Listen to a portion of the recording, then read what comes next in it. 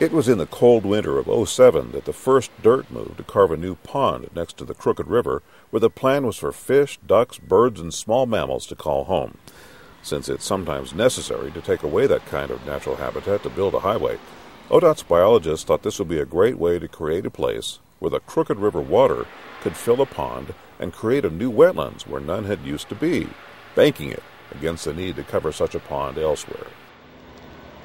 Then last fall, ODOT and its contractor were back out at the wetlands digging once again. With the pond in place, this was the step that would open the dry land to river water, to fill it and give plants a place to live. Once the dirt, water, and plants were in place, it was time for fish. And that's what happened on this sunny spring day in May. PGE drove a truck full of fish, steelhead trout to be precise, to the Crooked River. That's where the 40,000 steelhead fry were going to make their new home, right next to the wetlands and all the nutrients and shelter it would provide so they could grow, make their way to sea, and then hopefully return to this, their now native waters.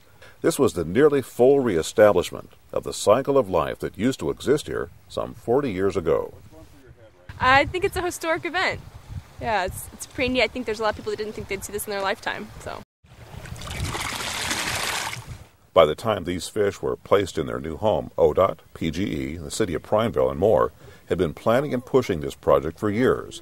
It was a moment to savor what such teamwork can produce. I felt kind of a rush, seeing these fish back, after 40 years or whatever. That is kind of incredible. This was by no means the end of the road for these many fish. Ahead of them lay serious obstacles on their journey to the sea and back.